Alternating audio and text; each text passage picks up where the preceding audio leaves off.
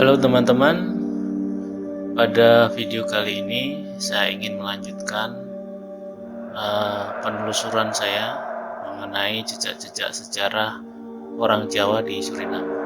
Jadi ini merupakan bagian yang kedua dan saya beri judul Mulih Jowo atau Pulang ke Jawa. Jadi pada kenyataannya tidak semua perjanjian dalam peraturan kontrak antara pemerintah Belanda dengan orang Jawa itu dipenuhi oleh pemerintah Belanda, terutama perjanjian tentang hak untuk mendapat kesempatan kembali ke Pulau Jawa setelah mereka bekerja selama 5 tahun seperti yang dijanjikan sebelumnya. Setelah mereka bekerja, seharusnya mereka otomatis bisa pulang ke Jawa. Tetapi itu pun dengan biaya sendiri. Nah, situasi pada saat itu orang-orang Jawa di Suriname itu hidupnya dalam kondisi yang memprihatinkan. Jadi hal ini disebabkan oleh meletusnya Perang Dunia Pertama pada tahun 1914 sampai 1918, sehingga perekonomian dunia pada saat itu mengalami krisis. Kemudian perkebunan di Suriname juga mengalami dampak dari perang tersebut, sehingga beberapa perusahaan perkebunan akhirnya memilih untuk menutup usaha mereka, sehingga timbullah banyak pengangguran. Kondisi tersebut akhirnya membuat para pekerja itu, khususnya dari orang-orang Jawa di Suriname, terpaksa melepas hak mereka untuk kembali ke tanah air, yaitu Pulau Jawa yang mereka dambakan. Artinya dengan melepas hak tersebut, mereka otomatis tidak pulang ke Jawa, tetapi mereka mendapatkan semacam ganti rugi, yaitu uang tunai yang disebut uang kapal atau premi sebesar 100 gulden Suriname. Nah, istilah yang digunakan oleh mereka itu untuk menerima uang 100 gulden Suriname itu adalah ngedunke jangkar atau menurunkan jangkar atau sauk, yang artinya bahwa mereka mengikat dirinya kepada tanah Suriname. Jadi hal ini menyebabkan tidak semua orang dari suku Jawa yang pergi ke Suriname itu kembali ke Pulau Jawa. Dan kondisi ini menjadi alasan bagi orang Jawa di Suriname untuk melakukan suatu pergerakan yang dapat membawa mereka kembali ke tanah asal mereka, yaitu Pulau Jawa. Artinya ini mereka yang masih ingin pulang ke Jawa itu juga membuat rencana. Dan hal ini juga disebabkan oleh beberapa faktor. Ya, karena kekecewaan bahwa janji yang disampaikan itu oleh pemerintah Belanda tidak ditepati. Kemudian di samping faktor janji yang tidak ditepati, ada beberapa hal yang membuat orang Jawa itu melakukan gerakan mulih jowo.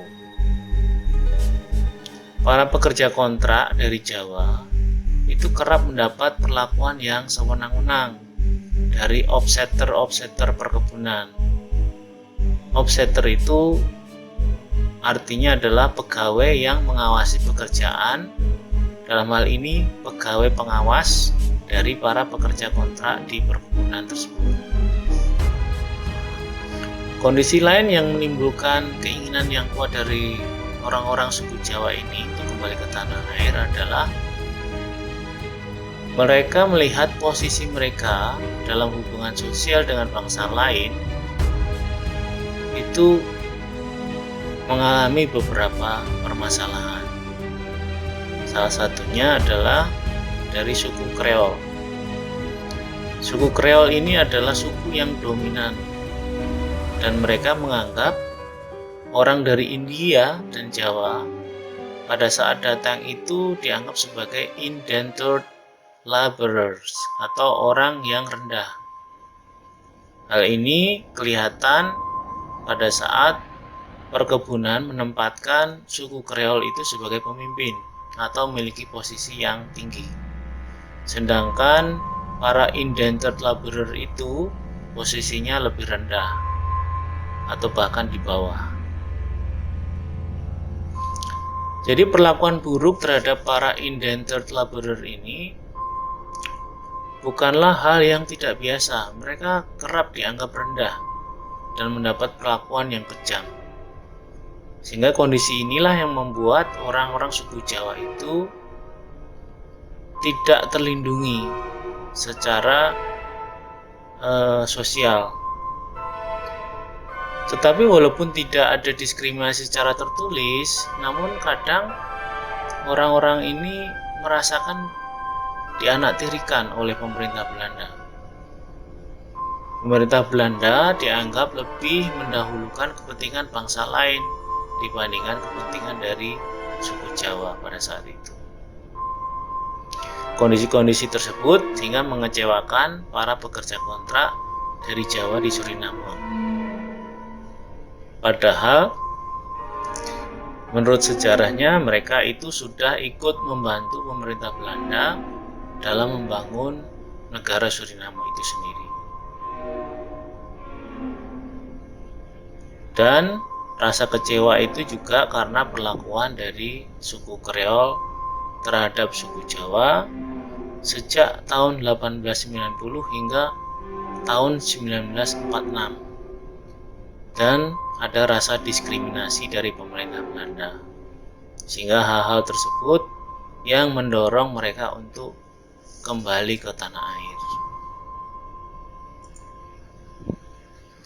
Di samping itu, berita proklamasi kemerdekaan Indonesia pada 17 Agustus 1945 itu juga menjadi salah satu pendorong para pekerja kontrak Jawa itu untuk kembali ke Indonesia pada tahun 1947 dan 1954 karena mereka merasa masih sebagai bagian dari Indonesia dan mereka ingin ikut merasakan sebagai orang yang bebas dan merdeka. Jadi berita tentang kemerdekaan Indonesia itu memperkuat rasa nasionalisme mereka. Di samping itu, orang-orang Jawa yang di Suriname itu juga ingin membantu pembangunan Indonesia setelah merdeka. Jadi mereka berpikir bahwa Indonesia adalah sebuah negara baru yang baru merdeka sehingga membutuhkan banyak bantuan tenaga, terutama dari mereka yang memiliki keahlian di berbagai bidang, termasuk orang-orang Jawa dari Suriname. Keterikatan para pekerja kontrak terhadap Pulau Jawa itu juga menjadi pendorong untuk mereka pulang ke tanah air, karena sebagian besar keluarga mereka itu berada di Pulau Jawa. Meskipun mereka sudah lama menempati atau tinggal di Suriname, tetapi perasaan mereka itu masih membayangkan untuk tinggal di Pulau Jawa. Dan di samping itu juga hal ini membuat mereka bersatu satu dengan yang lain. Walaupun mereka sudah bersosialisasi dengan bangsa lain, namun rasa persatuan di antara mereka itu justru semakin tumbuh. Ya, hal ini disebabkan oleh beberapa faktor. Yang pertama, asal-usul yang sama dari Jawa, perasaan senasib ketika mereka memperjuangkan hidupnya, persamaan adat istiadat dari etnis Jawa, kemudian persamaan bahasa, persamaan agama, persamaan orientasi politik selama tinggal menetap di Suriname. Itu beberapa faktor yang menjadi alasan mereka bisa bersatu. Dalam salah satu berita yang disiarkan oleh kantor berita Antara pada tanggal 8 Desember 1947, dikatakan bahwa setelah mereka, dalam hal ini repatrian Suriname itu tiba kembali di tanah air, mereka ingin mencurahkan tenaga untuk turut berjuang memperkuat kedudukan negara Republik Indonesia. Jadi ini tujuan yang sangat mulia dan sangat nasionalis.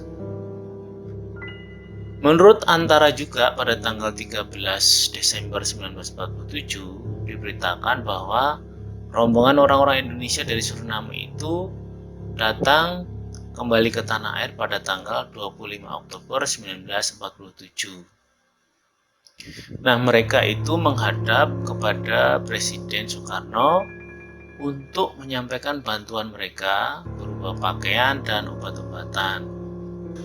Jadi ini merupakan salah satu bentuk dari keinginan mereka untuk ikut berbuat sesuatu untuk membantu Indonesia sebagai tanah air mereka.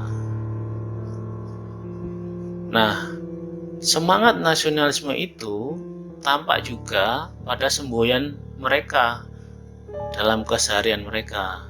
Misalnya, saenak-enake ning negara wong luwih enak ning negarane dhewe. Atau dalam bahasa Indonesianya ada semboyan, daripada hujan emas di negara orang, lebih baik hujan batu di negeri sendiri. Turu nang ngisor, batang pisang dilakoni. Atau tidur di bawah batang pisang dilakukan. Itu artinya. Jadi makna yang terkandung dari semboyan-semboyan tersebut itu bahwa orang Jawa di Suriname itu merasa lebih senang berada di negara sendiri, yaitu Indonesia. Walaupun mereka mungkin merasakan hidup di sana itu lebih baik dan hidup di Indonesia itu lebih buruk, tapi mereka merasa lebih baik berada di Indonesia. Bagaimanapun kehidupan di Indonesia itu akan mereka terima. Intinya seperti itu.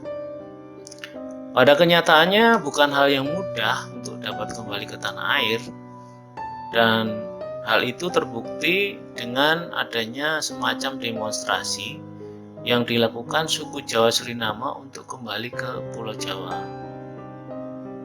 Demonstrasi itu dilakukan oleh para pekerja dari Jawa di Suriname sebelum kepulangan mereka pada tahun 1947.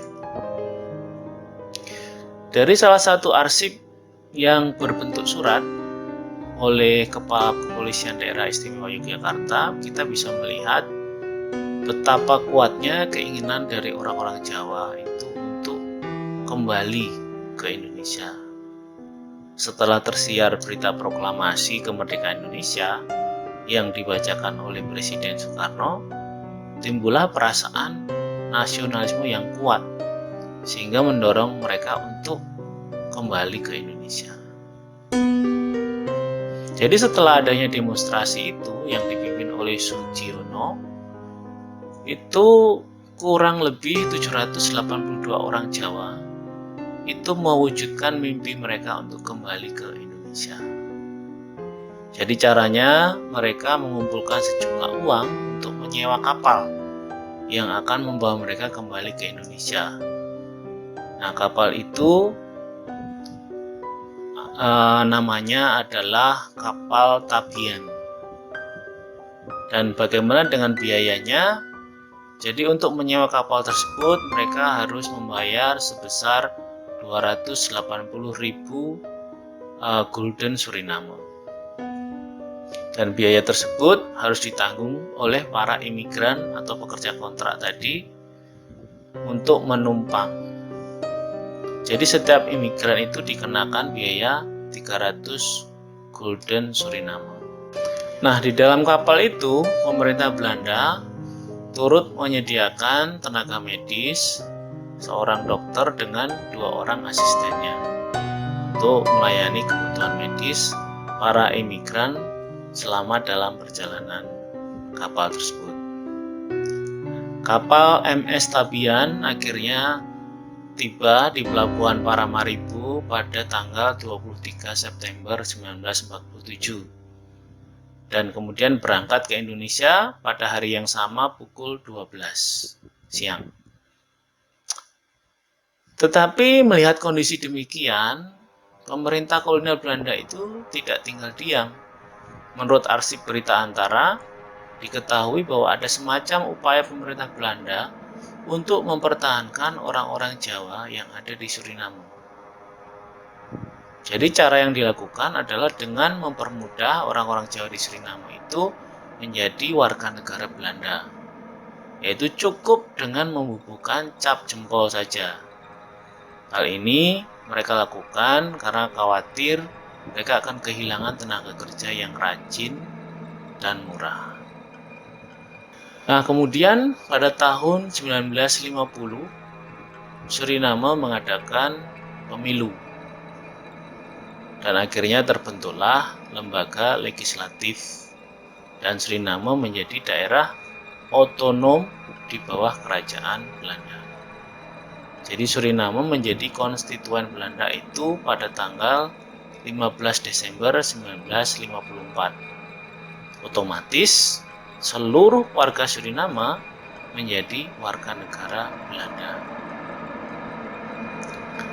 Nah, melihat situasi ini, sejumlah 75% masyarakat Indonesia di Suriname itu menolak kewarganegaraan Belanda tersebut.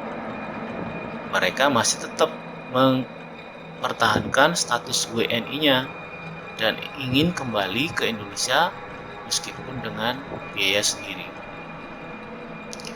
Jadi setelah berkomunikasi dengan pemerintah Indonesia, mereka mendirikan sebuah yayasan bernama Yayasan Tanah Air pada tanggal 15 Oktober 1951 yang bertujuan untuk membantu kepulangan orang Indonesia atau yang dikenal sebagai misi Mulih Jowo. Tujuan lain dari yayasan ini adalah untuk meminta kepada pemerintah Indonesia memberikan lahan kepada warga Jawa Suriname ketika mereka nanti pulang, seperti untuk pertanian, perdagangan, dan perikanan, serta industri lainnya, karena mereka ingin berpartisipasi membangun Indonesia juga. Kemudian pada bulan Desember 1951, Yayasan Tanah Air ini beserta organisasi lainnya yang berjumlah 8 orang berangkat ke Jakarta untuk berbicara langsung dengan para pejabat kementerian dan jawatan sehubungan dengan niat tersebut. Tetapi hal ini membutuhkan proses yang panjang. Jadi utusan itu datang sampai 2 kali ke Indonesia untuk mencari lokasi yang tepat di mana mereka akan tinggal. Nah, delegasi itu sempat diajak ke Yogyakarta, Solo, Purwokerto, Banyumas, Cilacap, Banjarnegara, dan Semarang pada Januari 1952. Dan tidak hanya di Jawa, peninjauan itu berlanjut ke Sumatera Selatan dan Lampung.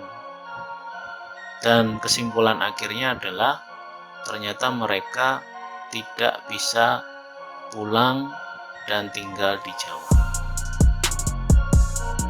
Sehingga hal ini tidak sesuai dengan apa yang mereka harapkan. Untuk kisah selanjutnya, bagaimana mereka berjuang, kita akan mendengar dan melihat di video yang ketiga. Bagaimana mereka akan berjuang tinggal di sebuah wilayah bernama Tongar. Dan ini juga menarik sekali apa yang terjadi dan penuh dengan kesedihan. Terima kasih sudah mendengarkan cerita saya dan sejarah yang saya ambil dari beberapa sumber. Kiranya ini bisa memberi gambaran bagaimana perjuangan orang-orang Jawa di Suriname untuk kembali ke tanah air dan jiwa nasionalisme mereka yang masih merasa sebagai orang Indonesia. Kiranya video ini bermanfaat. Terima kasih. Sampai jumpa.